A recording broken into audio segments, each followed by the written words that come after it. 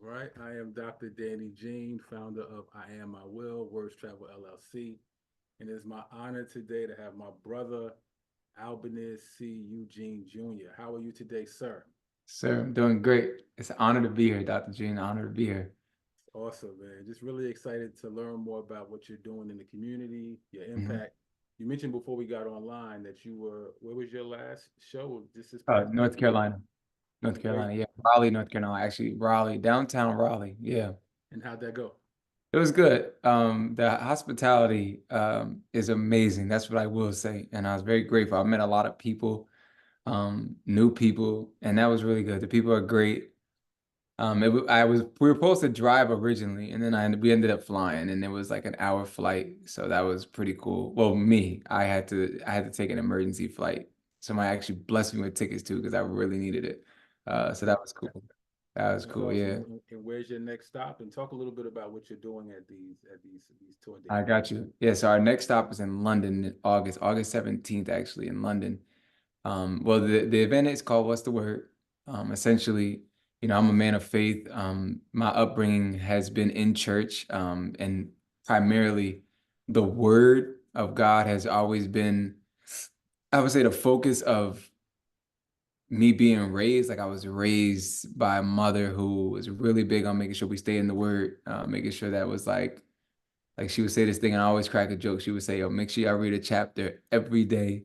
I'm not saying we was like perfect with it, but like we definitely made sure we stayed in the Bible. But that essentially the event is the celebration of the Word of God in this generation. Like I literally just created like this platform that just puts the Word of God on a platform that I believe it deserves, and just we're just showing people how relevant it is, how important it is, and how it really is such a great foundation of faith and hope and love. Like I really just want to encourage people and inspire people and give people hope. Like that's really the essence of what it is. It's really an encouraging event to help people just keep going, despite maybe what they're going through, despite what they may be experiencing. And then there's like a twofold aspect to it where I also promote like being in community and how you're gonna need people. You're not gonna be able to do this life alone. So like, what's the word? Is literally it's an event about the Bible um, that encourages people to keep going, keep the faith, uh, hold on to hope and the promises of God, and then also get around people that are also gonna keep you encouraged.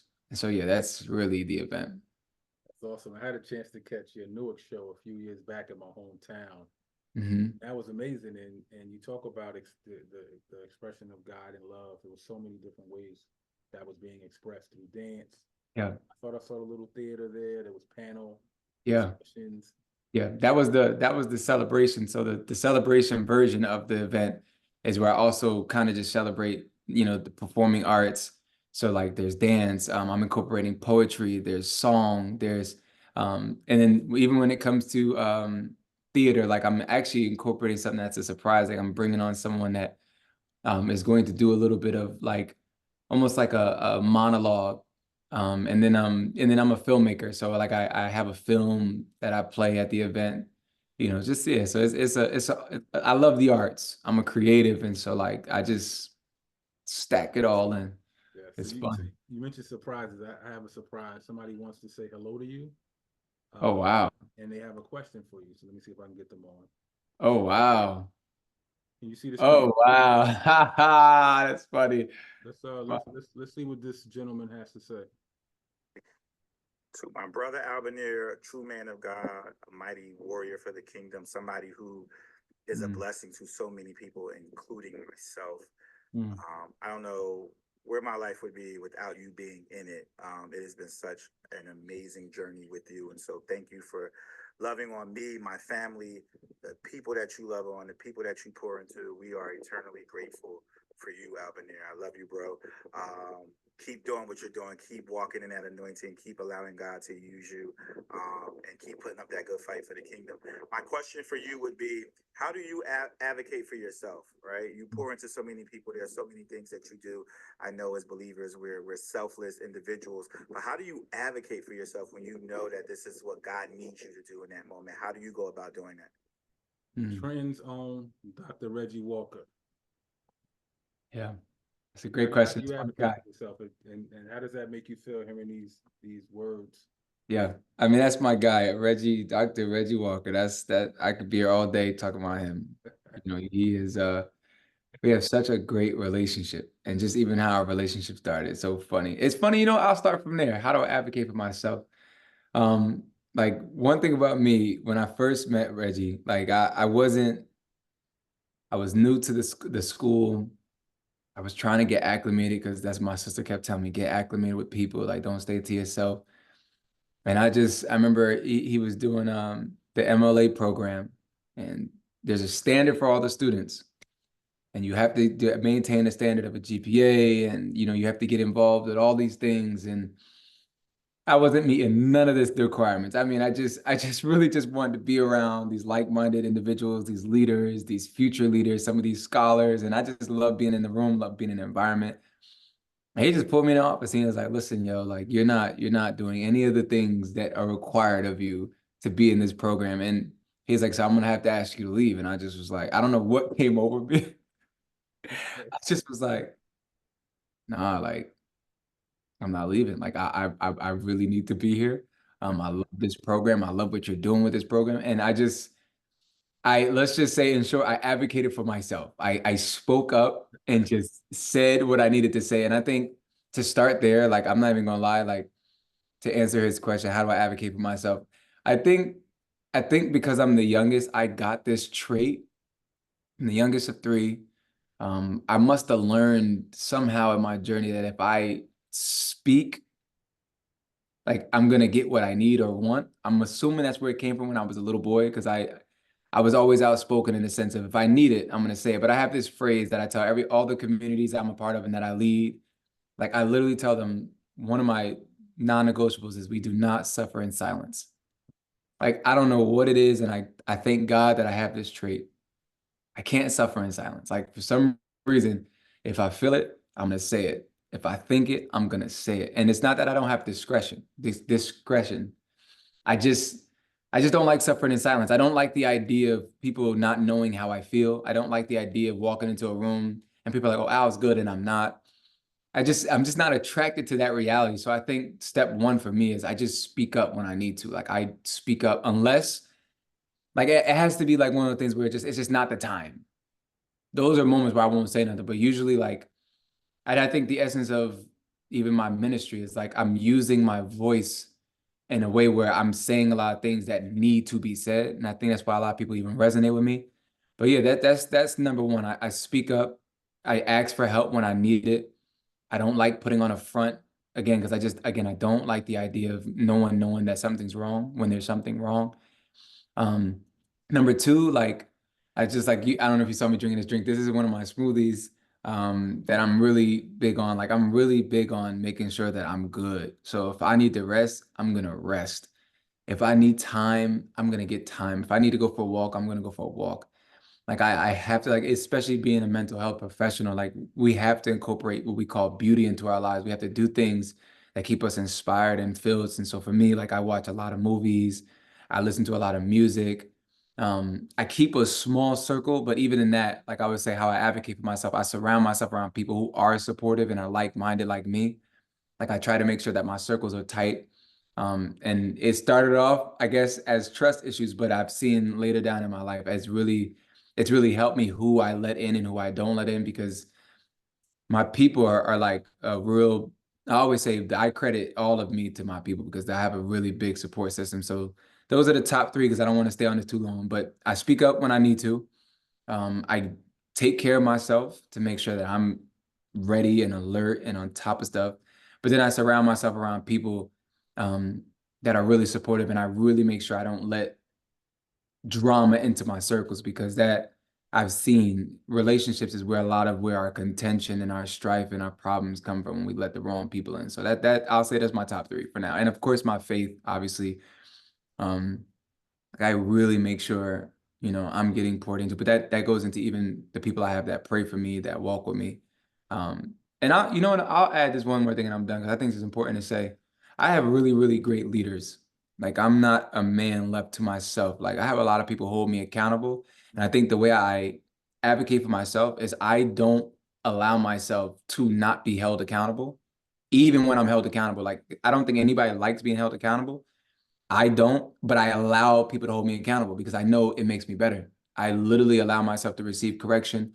And I give my ear to my people that are over me. I have leaders, I have pastors, I have a lot of people that if they say, Al, listen, like I listen. And so it's a funny way of saying that, but I advocate for myself by allowing myself to be corrected and to be held accountable. So that's a really big way.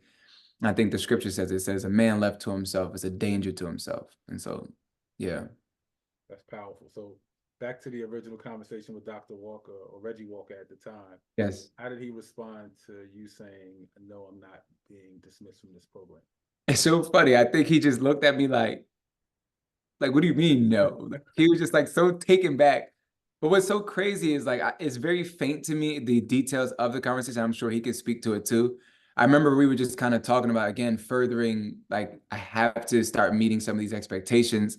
But, you know, somewhere down the line, we both really just really connected, especially with our faith. And it just became a really beautiful brotherhood that I'm truly grateful for. Like I don't, he'll probably answer it better. I don't remember the details. I just remember he looked at me like I was crazy, but then I think he did reiterate, like giving me another opportunity to really step it up. And he really helped me too. Like he really saw where I was struggling when I told him some like about certain things with the school and really learning how to operate. Cause it was a big school. I transferred to that school. So I was learning so much.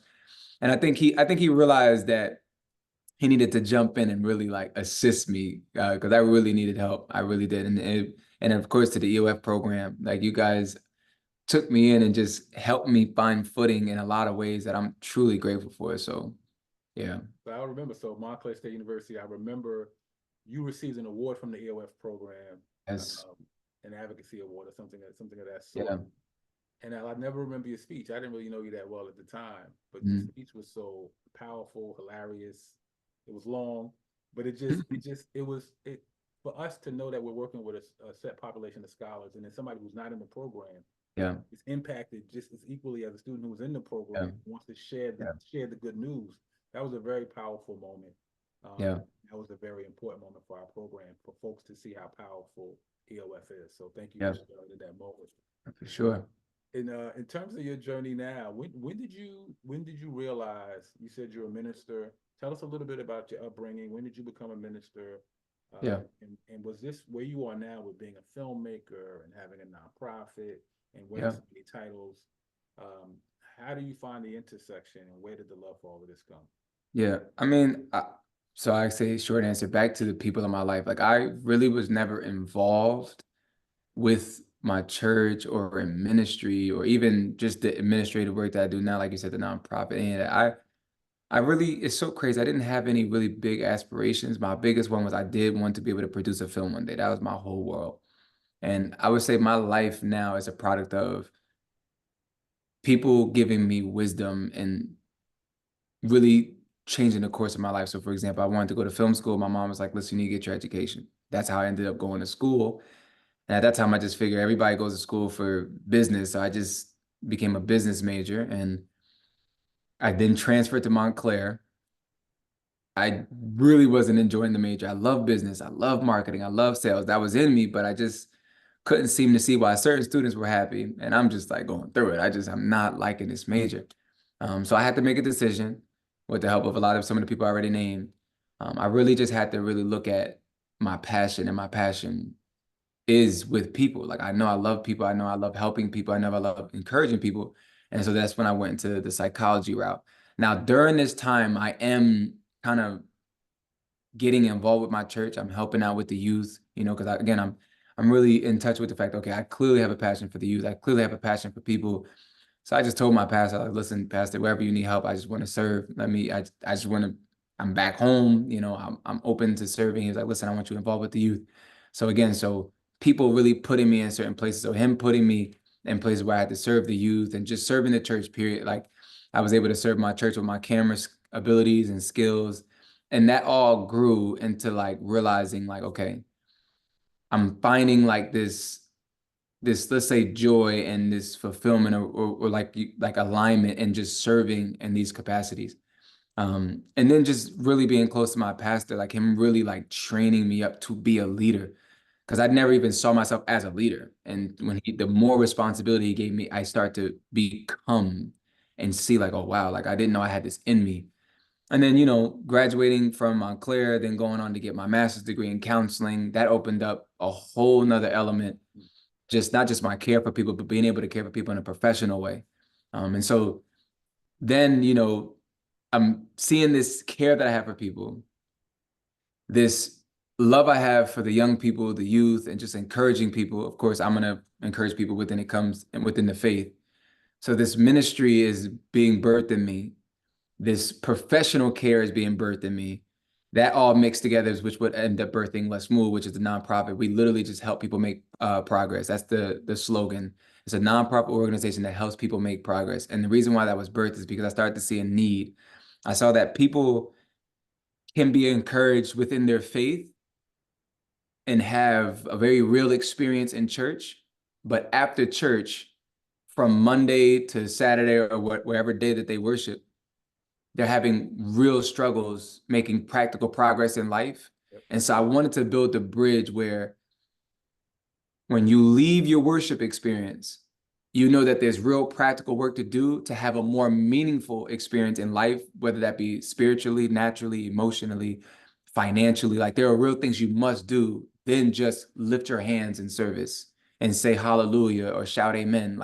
And I saw that people really struggle in church because they just didn't have nobody to help them come up with a plan, really direct them. And so like I brought together all these professionals from different places that really joined in on the mission, helped me really build to create something for people that, I mean, we've been able to help people get funding. We've been able to help people get out of Section 8 experiences and all types of situations that you wouldn't believe it, but they'll show up to church dressed up, ready to go.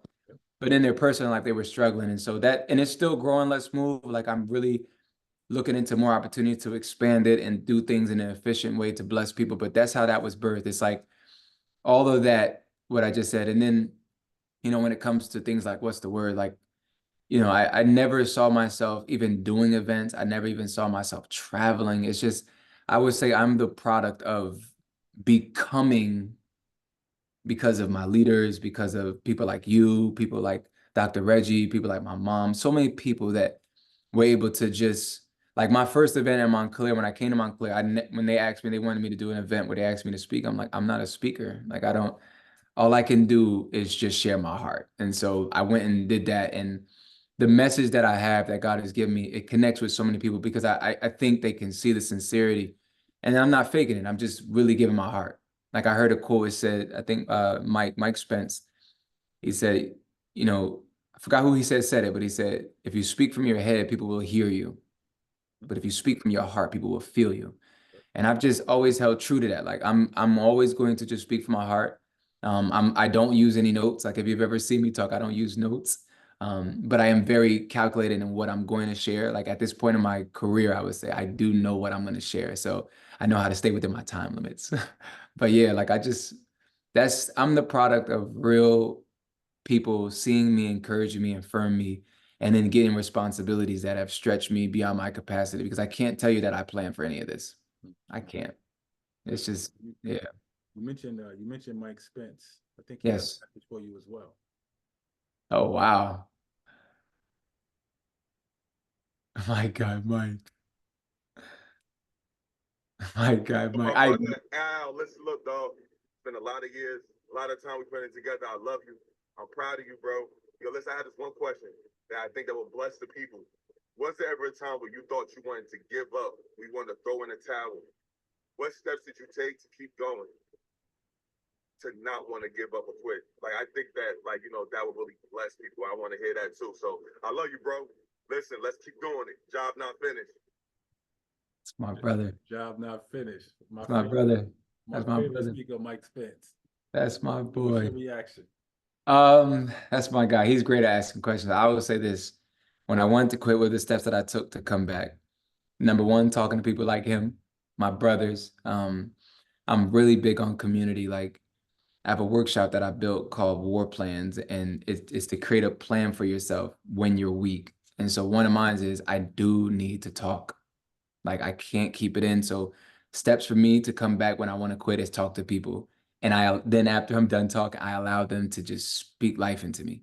Like I don't shut out different perspective. Like what I've learned is I need perspective.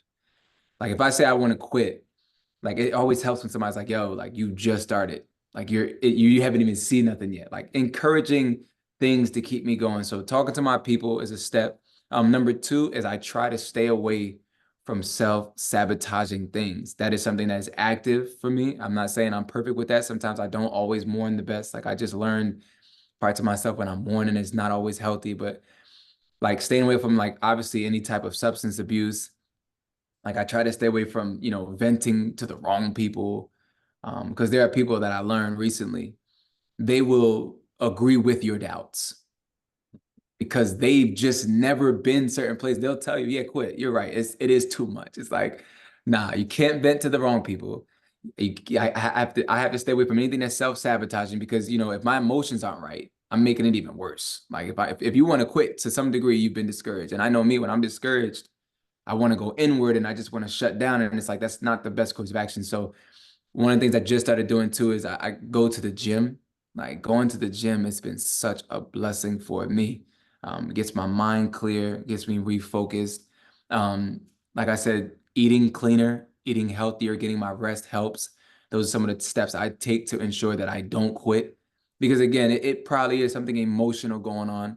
Like right now in the season of my life, it's not that I want to quit. I just really need to rebuild certain things. And, I'm navigating through loss. I'm navigating through a lot of transitions that's making me want to just retire. But, you got to stay strong. And so, yeah, like I said, so talking to my people, allowing them to hear me out, let me just get it out. Let them give me perspective. Mike is always one of those people. Mike will encourage me. I don't care what I tell him. I could tell him, Mike, I just can't go on. He'll just encourage me. I stay away from anything self-sabotaging. Like I said, any substance abuse. Um, I try to make sure I don't vent to the wrong people that's going to agree with my doubts. I make sure I'm in the gym, make sure I'm getting rest. I make sure I'm eating clean. And then I would say too, like doing things that keep me inspired. And one of the things for me is movies and also music, like cinematic scores. They take me to a certain place that it just resets me and reminds me of my mission. And of course, I'm trying to give people practical things, but if I give somebody a spiritual thing, is I do spend a lot of quiet time with God. I do like to just quiet down everything and listen. And I like to be in my word. And I like to allow him to just confirm things for me that kind of also keep me going.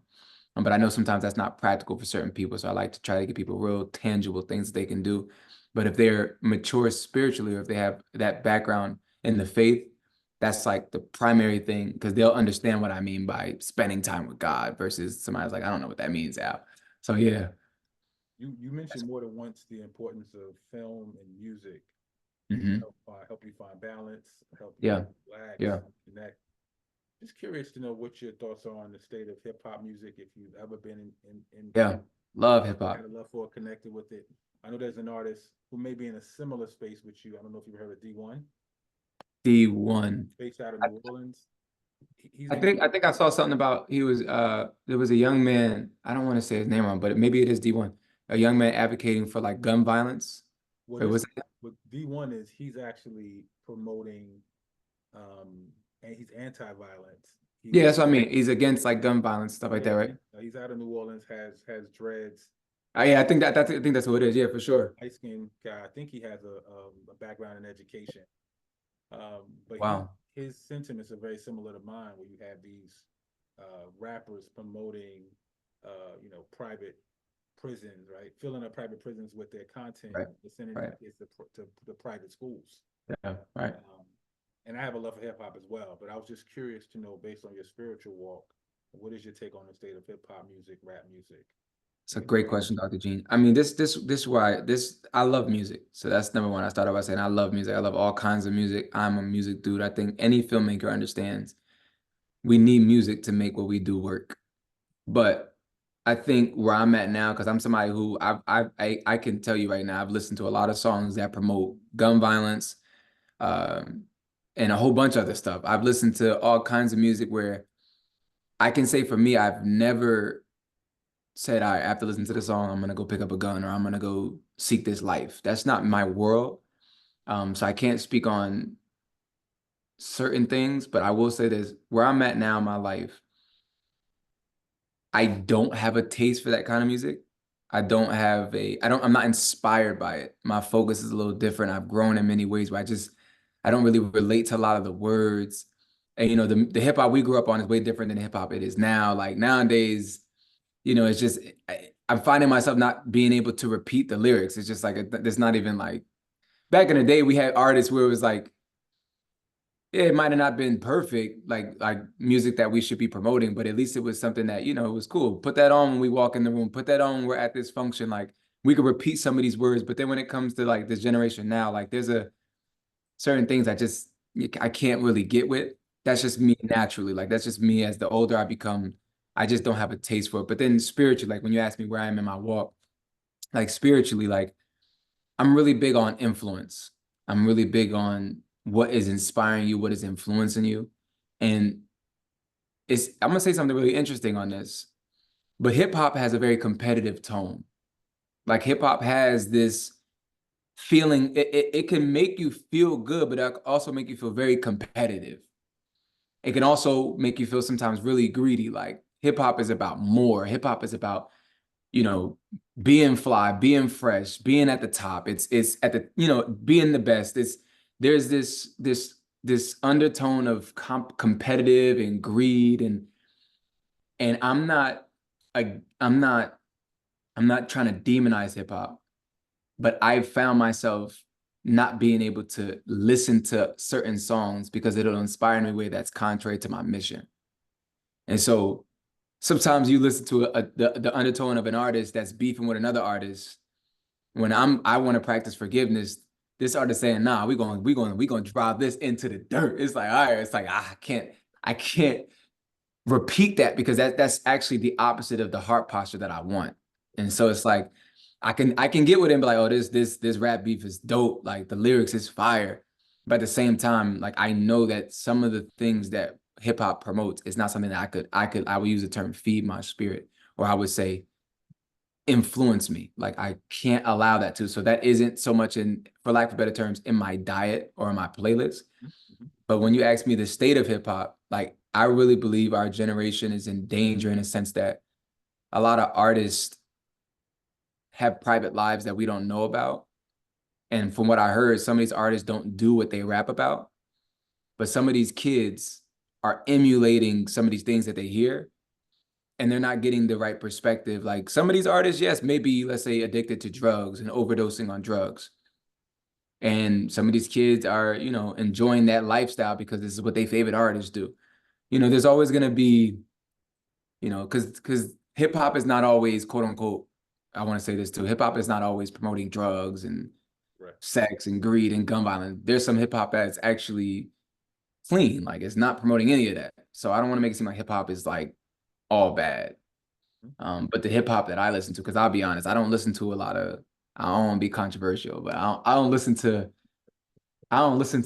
a dope hip hop song that's like about sunshine and rainbows. It doesn't, if I hear a hard beat, like, you know what I'm saying? I want somebody to come and spit. It's got to be dope. If it's corny, I ain't gonna lie, I'm not, you know. So if there's artists out there that are really fire, that are rapping in a dope way and the beats are fire, like that's cool. Like I just, you know, the artists I used to listen to are not, they did promote those things. That's what I'm speaking to, but Yeah, I hope I'm answering the question. no, you did. But what's powerful for me to hear as you talk, obviously, as you mentioned, the dominant themes in hip hop and what the machine is pushing is a lot of these negative Yeah. things, right? Hip Yeah. hop is like a grocery store. There's healthy food, there's unhealthy, Right. right? So you got to Right. definitely manage your diet. I was raised off of edutainers, KRS One, Chuck D, Public Enemy, where they would put in the medicine in the candy. So Mm, I know for a fact I was so empowered and inspired by those folks. I know right. the younger generation are also inspired and motivated by in the adverse, Right. different types of messaging. But what's Right. powerful is that you mentioned influence. I mean, you're an influencer. When I saw What's the Word in Newark, it was fun. It was exciting. Mm, And oftentimes there's this image of what church is. And you mm, brought this connection to spirituality and getting closer to God and celebrating life and love in a way that I hadn't seen. So Mm. you with, over 500,000 followers on social, you're literally introducing, in my opinion, all generations, but the younger generation who may be completely turned off to God, the Bible, Wow. church, and you're Mm. introducing it in a way that they can be drawn to. Like literally, when you were, I think you were in Maryland, I sent your flyer to some of my friends out there, and they were like, "Oh yeah, yeah." They were like super. They already knew who you were, Wow. and they were planning to come to the show in the Wow. DMV area. So you're that influencer now. How does it feel to be in that position and doing something that's extremely powerful? The biblical verse that I live by, Al, it's actually part of my I will movement, is Ephesians 4:29, that states, "Make Mm. sure the words that you share are to build and not destroy." Yes. And you're doing that on a daily basis at scale. So how do you feel being in that position? And also, you mean, for the influencers that are watching, how did you catch fire with your movement and Yeah. to scale it to where it is now? Well, first answer is it is a lot of responsibility in the sense that I do know that my words hold weight. So like I'm always very, very, very, very careful about what I'm actually presenting. Like I recognize that my platform, although it is quote unquote my platform, I see it more as an assignment, an opportunity to serve, an opportunity to, like you said, just be a beacon of hope. And so like it's a lot of responsibility, but what helps me, I would say, is I'm just being myself. Like I always say, I crack a joke. I say, I don't practice what I preach. I just preach what I live. And I've learned that that helps me not become a hypocrite. That helps me not try to get on and share information that I don't actively live. Like that's where I've seen most people hiccup. It's like they're trying to make content instead of allowing life become their content. And I'm in a place where I love being a voice. I love inspiring people. I just never thought I would inspire this many people. I never thought I would become, let's say, an influencer. So yeah, so I would even say to the people that are watching that are influencers about how I caught fire. I think for me, it's like I'm not obsessed, and I'm not gonna say I don't care. I'm just not pressed for vanity metrics. I didn't do it for followers.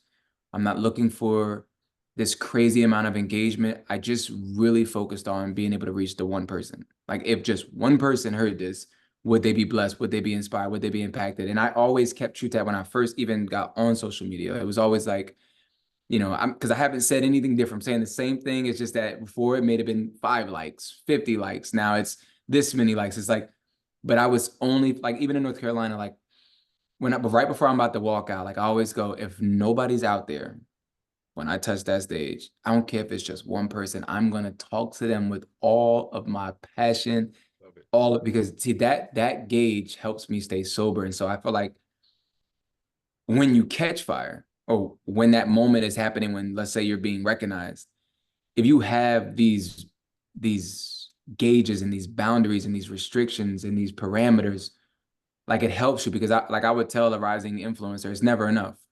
It's never going to be enough followers. It's never going to be enough money. It's never going to be enough attention. It's never going to be enough recognition. You can have a million comments saying you're dope. One person can say you're trash. It's going to ruin your day. Like it's never enough. Like it's like how would they say when Kanye, all 14 of his songs, people like, but this one complaint, he was upset. It's like, it's never going to be enough. So if I like to have a gauge on myself, so that way, if it goes viral, if it doesn't, like people are talking about the algorithm right now. If the algorithm doesn't work or it does, it doesn't matter. I guarantee you, at least somebody's gonna see it. And so that's my gauge for me as I'm an influencer. But I also, like, I'll say one of the tips that I do too is like I talk to people before I talk to the people. Like I'm always big on like, yo, what do you think about this?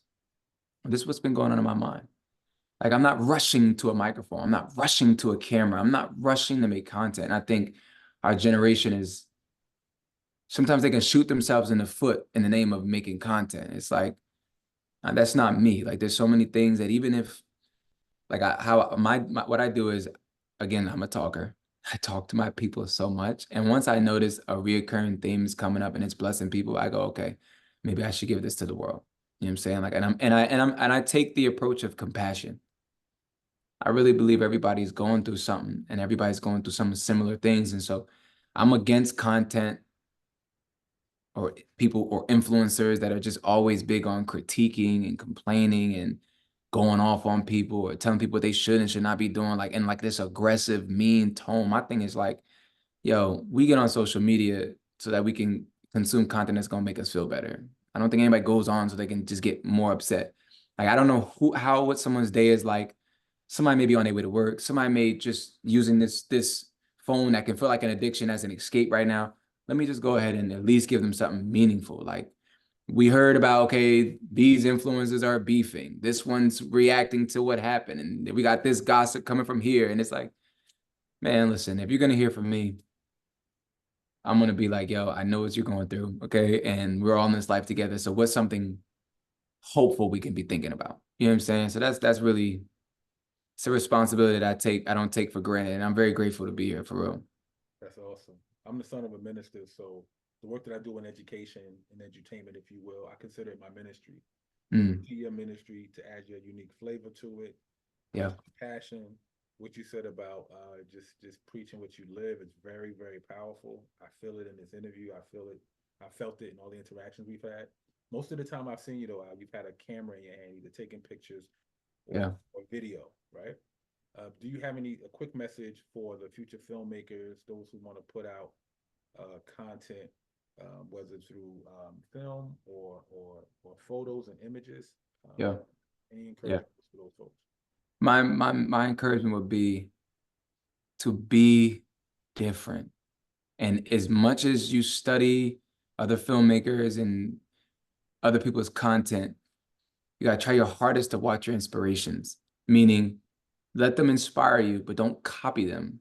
Right. Like, remember that you have something genuine in you that I believe God has given to you that needs to be brought into the earth. And I always tease people and say, remember, the people you're inspired by usually are the people that are being different, where no one's looking for the same old thing. Your unique story is enough, and you don't have to go far to look for it. Just tell your story, literally, in your creative way. Like there's not one, like I just watched Tyler Perry's documentary. Somebody told me to watch it. And what I noticed is he literally is just telling his story. He just is telling his story and in just his unique way. And so people don't realize you don't have to find inspiration. Tell your story. Just tell your story. I don't know how you're gonna do it. I don't know what's gonna look like. Even with me, like what's the word? I tell people at the end, like when I'm encouraging people to go do what God's calling them to do, I say it may not look like what I'm doing.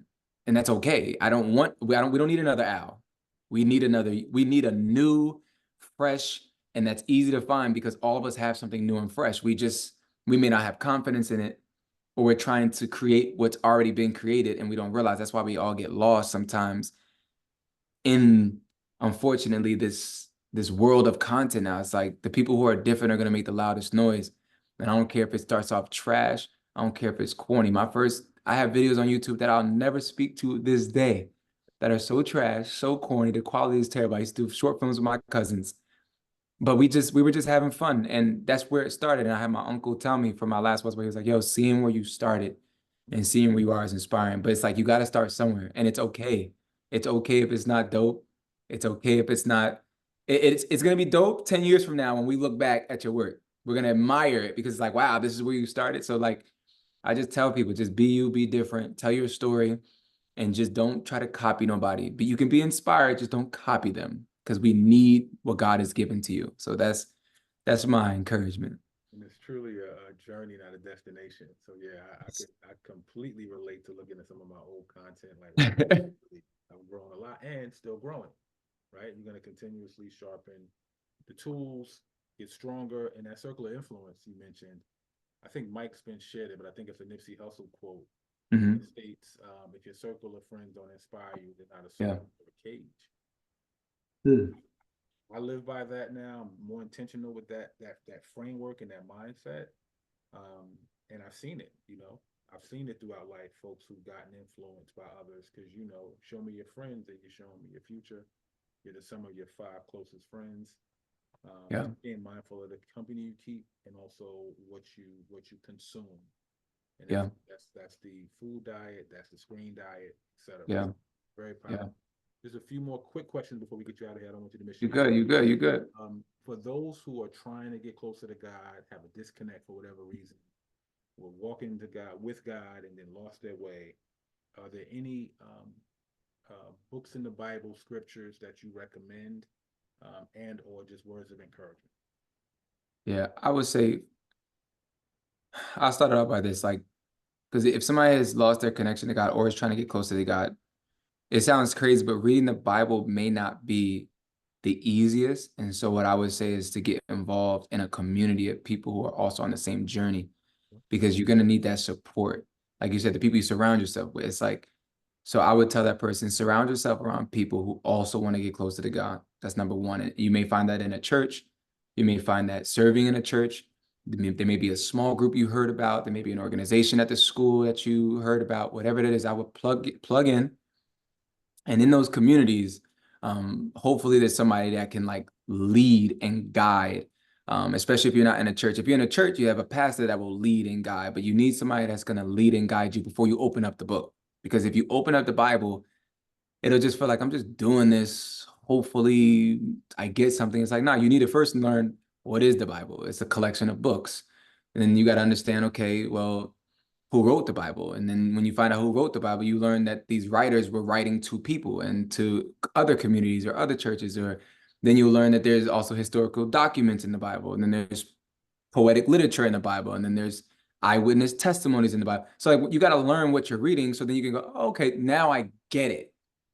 So it's not just this spiritual experience, even though it is, it's also, I have an understanding of what I'm reading before I start reading so that I can actually take away something. So I would get in a community with some like-minded people that's going to hold me accountable, because that helps. I need a leader and a guide that's going to steer me in the right direction and teach me the Bible. Once they learn the Bible, I would say the first book I would start in is the Gospel of John. That's a book that's an eyewitness testimony of one of the disciples, someone who walked with Christ, who is now testifying of who he is. Now there's Matthew, Mark, Luke, and John. Those are all eyewitness testimonies, and those are the Gospels. And that just means the good news. It's so crazy, but they all have a different perspective. They all have a different approach to who this man was. And if somebody wants to get to know who God is, I would tell them to read that book, because he kind of basically tells you, okay, this is who this guy is. This is what he was doing. This is what he was saying. This is how he addressed these situations. This is how he dealt with these people. You get to really hear his heart. You get to see his motive. And all the Gospels except John, all the Gospels kind of let you go, with this information here, I want you to decide who he is. But the book of John, he basically is like, listen, before you start reading, I'm letting you know, this is the guy that you need to really get to know. And when you read it, it just is such a great place to start.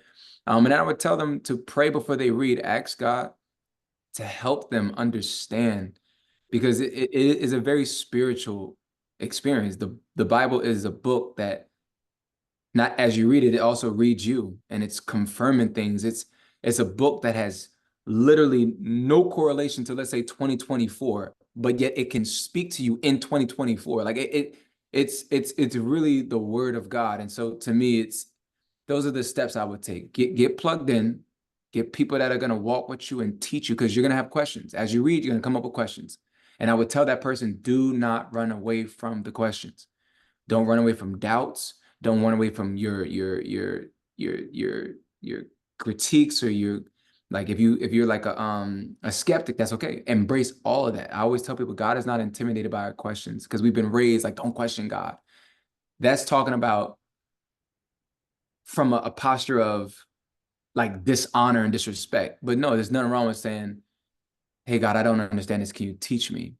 You see what I'm saying? Like, it's a difference between me saying, oh, Dr. Gene, he's this top dude over this amazing program at a school. And I'm saying, man, I'm questioning Dr. Gene. I don't feel like he had good motives on this, versus I could just say, hey, Dr. Gene, why did you do this? Like, that's two different ways of going about that. And so for me, like, I always tell people, embrace the questions, embrace the skeptic, embrace all of it, because when you come up with questions, you're going to find those answers. When you find those answers, you're never going to be disappointed. So That's what I would tell that person trying to get closer to God.